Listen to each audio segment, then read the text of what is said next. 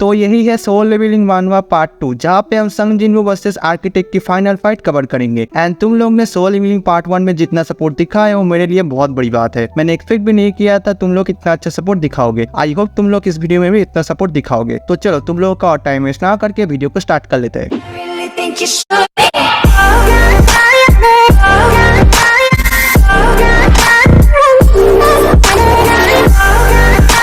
तो यहाँ पे हम लोगों ने देखा था पिछले वाले चैप्टर में, जहाँ पे जिनवू ने बारी वाली स्टैचू का काम तमाम कर दिया था और वहाँ के बाकी सारे स्टैचूज को इजीली पेल दिया था। और तभी आर्किटेक्ट ऊपर से नीचे आता है ताली बजाते हुए एंड जिनवू को कहता है तुमने मेरी एक्सपेक्टेशन से ज्यादा अच्छी फाइट की, मैं ट्रूली इम्प्रेस्ड हूँ तुमसे। फिर जिनवू आर्किटेक्ट को कहता है तुम्हें अपना प्रॉमिस याद है, सारे आंसर का जवाब देना है तुम्हें। ये सुन के आर्किटेक्ट हंसते हुए कहता है जिनवू को तुम्हें दिखाई नहीं दे रहा है मैं भी जिंदा हूँ, मैं ही तुम्हारा फाइनल टेस्ट। ये कहने के बाद जिनवू के पास एक इमरजेंसी क्वेस्ट आता है जिसमें उसको 10 मिनट के अंदर आर्किटेक्ट को हारना होगा, वरना जिनवू का हार्ट चलना बंद हो जाएगा। यानी कि वो एक मौत के खेल में आ चुका है जिसपे जिनवू मर भी सकता है। नहीं, ऐसा नहीं हो सकता, कह दो कि ये झूठ है।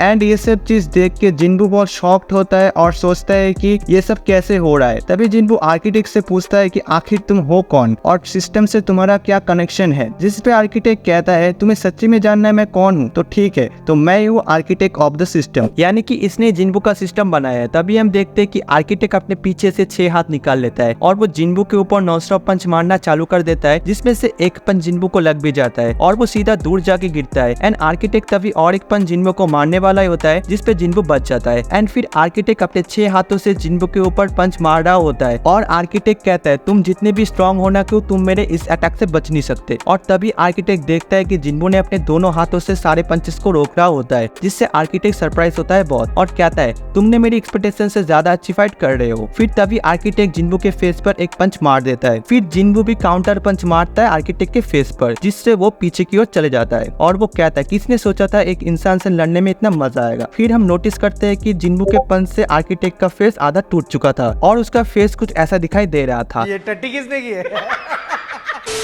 देन जिनवू आर्किटेक्ट को कहता है हे आर्किटेक्ट तुमने क्यों इस सिस्टम को बनाया और आखिर मुझे क्यों चुना as a player. And architect speed से जिनवू की ओर बढ़ता है और कहता है तुम्हें आंसर चाहिए तो पहले मुझे हारना होगा, फिर तुम्हें सारे आंसर का जवाब मिलेगा। और एक कहते हुए आर्किटेक्ट जिनवू के ऊपर अटैक करना चालू कर देता है, जिसपे जिनवू बच जाता है। फिर आर्किटेक्ट अपने हाथों में बहुत सारे वेपन ले लेता है और वो कहता है अब बहुत हो गया, अब होगी असली फाइट। उसके जवाब में जिनवू पूछता है आखिर तुमने ये सब चीज प्लान कैसे किया। मेरा काम था सिस्टम को क्रिएट करना जो कि बिल्कुल परफेक्ट है, मगर तुमने इतने सारे हंटरों में से मुझे क्यों चुना। मैंने तुम्हें नहीं चुना बल्कि मैं तो इसके खिलाफ था। और ये बोलते हुए जिनवू के ऊपर टूट पड़ता है आर्किटेक्ट। यहाँ पे जिनवू आर्किटेक्ट के सारे अटैक को डॉज कर रहा होता है, जो देख के आर्किटेक्ट बहुत शॉक्ड हो जाता है। जिनवू उसी टाइम एक हाथ काट देता है आर्किटेक्ट का एंड आर्किटेक्ट को समझ आ रहा है कि उसने सिर्फ तुम्हें को चुना। अब तुम लोग सोचोगे यहाँ पे किसकी बात हो रही है, वो तुम्हें आगे जाके पता चल जाए। और तभी आर्किटेक्ट जमीन में पड़े हुए स्टैचूज को कंट्रोल करने लगता है और वो स्टैचूज जिनवू की तरफ अटैक करने लगते हैं। अब सिर्फ 3 मिनट का टाइम बचा है, इन 3 मिनट के अंदर जिनवू को इन सबको हारना होगा। फिर सारे स्टैचूज जिनवू की तरफ अटैक कर देते हैं एंड जिनवू अपने कमांडर अथॉरिटी टेक्निक का यूज करके 1 मिनट में सारे स्टैचूज को पेल देता है। फिर वो सीधा आर्किटेक्ट के पास जाके उसका 2 हाथ काट देता है एंड आर्किटेक्ट तभी कहता है मैं हार मानता हूँ, द टेस्ट इज ओवर। और आर्किटेक्ट कहता है तुम्हें जो भी आंसर चाहिए वो तुम्हारे अंदर ही स्टोर है। फिर उसी टाइम पे जिनवू की स्क्रीन पे एक पॉपअप आता है, क्या तुम्हारे अंदर जो डाटा है वो तुम फिर से रिट्रीव करना चाहोगे। तो जिनवू काफी सोचने के बाद वो एक्सेप्ट कर लेता है एंड फाइनली हमारे सामने सोल लेवलिंग के सारे राज खुल जाते हैं एंड जिनवू एक अलग डायमेंशन में पहुंच जाता है और वो देखता है बहुत सारे मॉन्स्टर एंड सिल्वर सोल्जर्स जो कि रूरल से लड़ रहे होते। अब यहाँ पे हम एब्सोल्यूट बीइंग, रूरल्स, मोनार्क इन सब के डिटेल में घुसे तो वीडियो बहुत ही लंबी हो जाए। तो अभी तुम लोग शॉर्ट्स पे जान लो कि एब्सोल्यूट बीइंग जो कि इस वर्ल्ड का क्रिएटर है, जब इस वर्ल्ड में कुछ भी एग्जिस्ट नहीं करता था सिवाय लाइट और डार्कनेस के, तभी उसी टाइम पे एब्सोल्यूट बीइंग ने लाइट से बनाया 8 रूरल्स को एंड डार्कनेस से बनाया 8 मोनार्क को। एंड इन मोनार्क में से सबसे ज्यादा पावरफुल है शैडो मोनार्क, जो कि अभी जिनवू के पास है उसकी पावर। और शैडो मोनार्क को एक ऐसा वेसल चाहिए था जो उसके पावर के लिए बिल्कुल परफेक्ट हो। फिर आर्किटेक्ट ने एक ऐसा सिस्टम बनाया जो कि शैडो मोनार्क के लिए एक वेसल ढूंढ सके। और क्या सिस्टम ने फिर जिनवू को चुन लिया।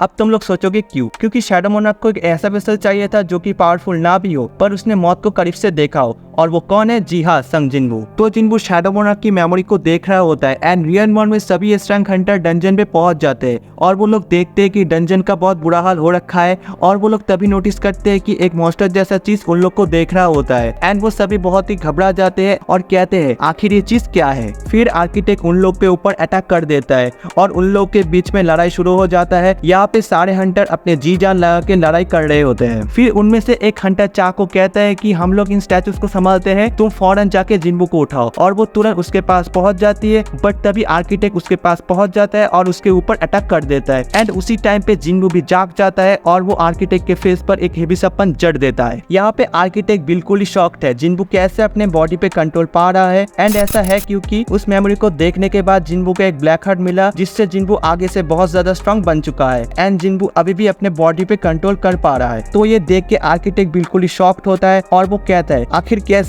कैसे ये बंदा अपने बॉडी पे कंट्रोल कर पा रहा है। जलवा है हमारा।